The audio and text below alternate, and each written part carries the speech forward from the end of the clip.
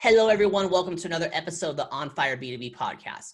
It's a podcast where we take business owners and CEOs B2B space. 6 questions, 9 minutes, because the best know when to be concise and when to end. Let's get to it. Question number 1, in a couple sentences, tell me who you are and what do you do? Hey, I'm Sarah Hodges. I'm an executive coach, and I'm a little unique because I use a neurophysiological approach to work with corporate cultures. I help organizations run more efficiently by improving self-leadership and their professional relationships. That is awesome, Sarah. Question number 2, what is the best thing about working with businesses? I love the ripple effect through their communities. They have like these little micro communities as businesses. And when you help those run more efficiently, they actually show up better in their personal relationships and with the clients that they serve. And that reaches out like a sprawling ripple, right, to the rest of the communities. And that's the most important thing to me. It does. Question number 3. I'm hearing from other top executives that testimonials or reviews are becoming more critical now, especially video ones. What are your thoughts? Yeah, that is to my detriment, because nobody wants to be like, oh, some people admit that they have a coach. A lot of them don't want to, right? Because it's a very intimate relationship for a lot of people. I have a lot of clients who cry, in a Zoom because they're digging into some deep stuff. And that's good. That's growth. That helps them get past whatever is their sticky point. But it's like doing a testimonial on a relationship. Like, oh, this person is such a good kisser. Like, it's weird. So sorry, you may not see a lot of video testimonials from my clients. Yeah, again, sometimes there's ways around it, but I totally understand that there. Let's get to question number 4. What advice do you share with other companies working in the B2B industry? Go.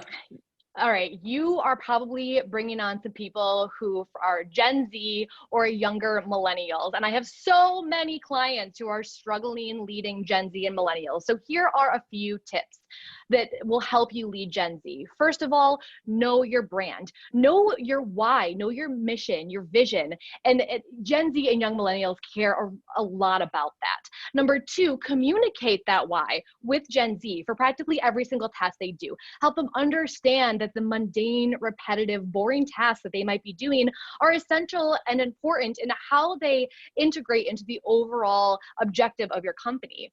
Mm-hmm. And give Gen Z and young millennials a lot of creative liberties. Like these guys have always had access to information from Google. So this is an age group that's really great at coming up with new and creative ideas for how to use the information that's given to them. And if you empower Gen Z with freedom and ownership of a task, they will run with it. And like it or not, this is the likes generation. These guys are used to having instant validation and gratification that they post when they post something online. So tell them when they've done a good job, and most importantly, tell them why and what they've done well. And that will help them know what you're looking for in the future so they can do an even better job. And lastly, with Gen Z and young millennials, you have to walk the talk and show up as your authentic self, or they're going to lose respect for you. They want to work for someone who owns it when they fail, who does what they say they're going to do, and acts like a coach, really, instead of a dictator. They want guidance and mentorship instead of directives and like punitive punishment when they screw up. They want to feel safe and supported by you. Absolutely. One of the Gen Zs I was working with made it very clear. It says, look, totally open to your feedback. There are some things that I'm going to say my way or the highway, and I'm going to give you the exact why. But for a lot of the other things, and I'm open to your feedback, but you have to understand certain things in what we do have to be done in the exact way, period, in the discussion. And because I told him like that and made it clear, it says, I'm open to it, but except for certain things. And so when I say period, that's how we're going to do it. It's a blend of coaching and directives, and knowing when to do which is really important with Gen Z. Absolutely there. Let's get to question number 5. What other top CEOs and business owners in the B2B industry, like yourself, would you like to coach as a leader and should be a guest on my podcast?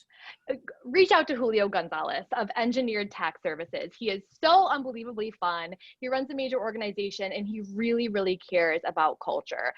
He is a character and would be really fun to see on the podcast. Also, Fergus Connolly, he is one of my co-hosts on my podcast. He's also a coach. He works with a lot of professional sports players, and he has an amazing Irish accent that will keep everybody engaged. Awesome. I'll look them both up. We're done here. But number 6, Sarah, most important question of the podcast. I need you to focus on this one. All right. I'm here. Hey, Sarah, tell me about your first sale. My first sale, I probably sold an old toy that I didn't want anymore to my younger brother for some candy? Probably. I had 3 younger siblings to coerce and convince, so I got real good at sales real young. Yeah, there you go. Yeah, because work in the masses. I love that there. So, Sarah, you now have 3 minutes and 53 seconds left. Dang, I went fast. That's the goal these here. But now you got some time. You got some promo time. You can ask me a question. You can talk about the weather. Or since the best know when to be concise and when to end, we end early. Go. Oh, I'm going to ask you a question. So I'll allow it. All right, perfect. I have my podcast, Executives Uncut. It's live, it's unedited, it's totally raw, and I have like 5 listeners. Now, we just got started, so I feel like 5 listeners is pretty good. But as a podcast expert, for me and the rest of your viewers who want to start their own podcast, what advice do you give for us to grow our audience?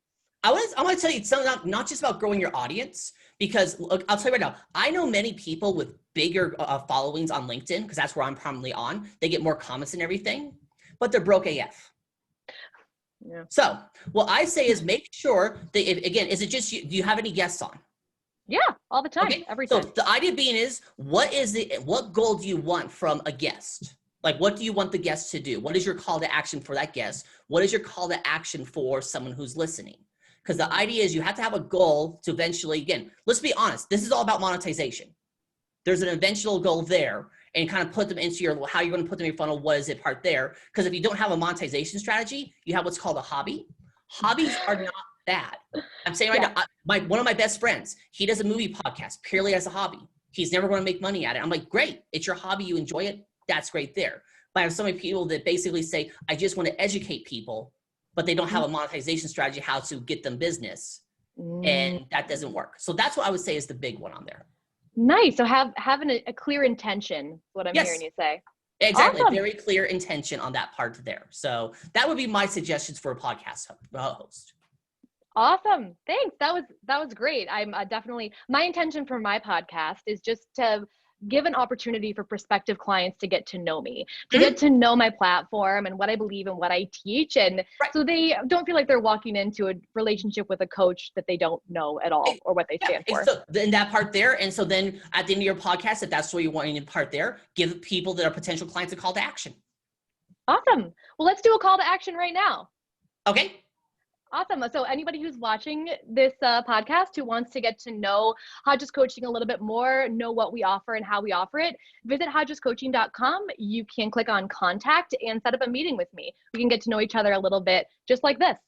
That worked. I love that there. So that was your promo time then, basically, wasn't it? Perfect. Sounds good to me. You got 1 minute. You got 1 minute and 10 seconds left. Is there anything else you want to add, or we can end early? I'm good. What natural stopping point is what we call it. Natural stopping point there. You pulled it off. 6 questions, 9 minutes, because the best know when to be concise and when to end. Your website, say it. HodgesCoaching.com. In the description, it's magic. Sarah, thank you so much for being on. Tip of the hat to you. Thank you, Bob. Have a great day. You too. And for everyone else watching or listening, make sure you check out more episodes of the On Fire B2B podcast. I am Bob Clark. You all have a wonderful day. Now I'll talk to you later. Bye.